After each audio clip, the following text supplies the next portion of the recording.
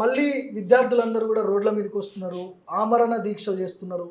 గత 10 ఏళ్లలో కేసీఆర్ చేసిన తప్పులను మేము సరిదిద్దుకుంటున్నామని ఒకవైపు కాంగ్రెస్ నాయకులు చెప్తున్నారు. మీ రియాక్షన్ ఏంటి? దీని మీద ఏం చెప్తారు అసలు? కాంగ్రెస్ నాయకులకు ఈ రాష్ట్రాన్ని పరిపాలించడం చేత కాదు, వాళ్ళ వల్ల కాదు. వాళ్ళు అర్జెంటుగా గద్దె దిగాలని నేను డిమాండ్ చేస్తున్నా. ఇవాళ తెలంగాణ ప్రజలు అధికారం కాంగ్రెస్ వాళ్ళకి ఎందుకు ఇచ్చిండ్రు? మీరు ఈ రాష్ట్రాన్ని పరిపాలించాలని ఇచ్చిండ్రు. కానీ నువ్వు రాష్ట్రాన్ని పరిపాలించేటోనివి పొద్దున్న లేచినప్పటి నుంచి ఆ శ్వేతపత్రం, ఆనాడు ప్రభుత్వం ఈ తప్పు చేసింది, ఈనాడు ప్రభుత్వం ఈ తప్పు చేసింది, నువ్వు ఒక తప్పు చేసినామా లేదా అనేది ఒక క్షణం పక్కకు పెడితే, నీకు అంతకన్నా మంచి సొల్యూషన్ నీ దగ్గర ఉంటే ఆ సొల్యూషన్ ప్రజలకు చూపించాలి కదా.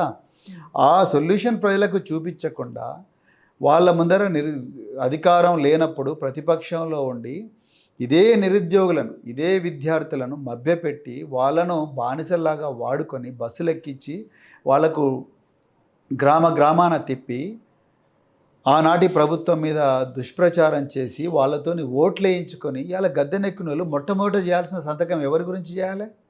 నిరుద్యోగుల గురించి చేయాలి. వీళ్ళు మొట్టమొదట చేసిన సంతకాలు ఏంటివి? ఆ శ్వేతపత్రం, ఈ శ్వేతపత్రం, ఆ కమిషన్, ఈ కమిషన్. నీ కమిషన్లు ఎవరికి కావాలన్నాయా?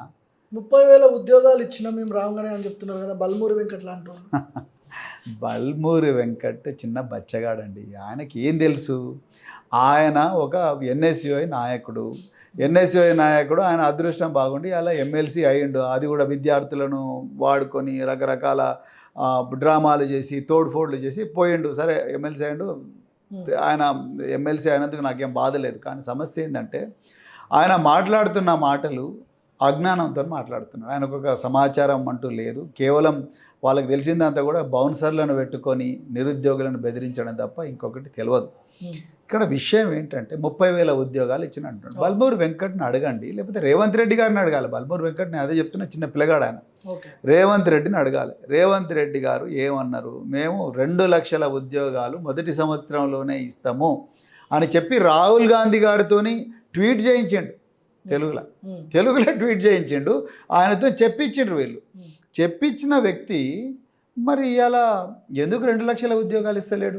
6,063 ఉద్యోగాలే కొత్తవి ఇచ్చిండు. వీళ్ళన్న 30,000 ఉద్యోగాలు ఎవరి టైంలో నోటిఫికేషన్ రిలీజ్ అయింది? ఏ కేసీఆర్ గారిని అయితే ఇలా వీళ్ళు దూషిస్తున్నారో అదే కేసీఆర్ గారి టైంలో నవంబర్ 2022 అసెంబ్లీ సాక్షిగా ఇన్ని ఉద్యోగాలకు నోటిఫికేషన్ ఇవ్వడం జరిగింది. అవన్నీ గత ప్రభుత్వం ఇచ్చినవి. గత ప్రభుత్వం ఇచ్చిన నోటిఫికేషన్లు తీసుకొచ్చి ఎల్బీ స్టేడియంలో అంగరంగ వైభవంగా ఏమంటారు వాళ్ళకి నియామక పత్రాలు ఇచ్చి ఇది నా వల్లనే అయిందని ఆ 30,000 ఉద్యోగాలు కూడా తన ఖాతాలో వేసుకొని కాంగ్రెస్ ప్రభుత్వం చూడు మేము 30,000 ఉద్యోగాలు ఇచ్చినామంటే తెలంగాణ ప్రజలు అమాయకులంగా అది నమ్మడం కోసం. ఇప్పుడు ఇదే ప్రశ్నలు మాలాంటి వాళ్ళు అడిగినప్పుడు వాళ్ళని నోటిఫికేషన్ ఇవ్వడం కాదు, ఉద్యోగాలు ఇచ్చి పూర్తి స్థాయిలో ఇంప్లిమెంట్ చేసామా లేదా? కాంగ్రెస్ వాళ్ళు చేతగాని దద్దమ్మలు అని నేను ఎందుకోసం అంటున్నా. నోటిఫికేషన్లు మాత్రమే కాదండి, వాళ్ళు నోటిఫికేషన్లు ఇవ్వడమే కాదు, నోటిఫికేషన్లతో పాటు పరీక్షలు కూడా పెట్టిండ్రు. బీఆర్ఎస్ వాళ్ళు పరీక్షలు పెట్టిండ్రు. ఫలితాలు మాత్రమే కాంగ్రెస్ ప్రభుత్వం వచ్చిన తర్వాత ఇచ్చి వాటికి నియామక పత్రాలు ఇచ్చిండ్రు. వీళ్ళ చేతగానితనం ఎట్లుందంటే ఏఈఈ పరీక్ష, అసిస్టెంట్ ఎగ్జిక్యూటివ్ ఇంజనీర్ పరీక్ష జరిగి ఇప్పటికీ 400 రోజులు అవుతున్నది. 400 రోజులు అయినా ఇప్పటికి కూడా వాళ్ళకి నియామక పత్రాలు ఇస్తలేరు. మరి ఎక్కడ కాంగ్రెస్ ప్రభుత్వానికి చేతనవుతున్నది?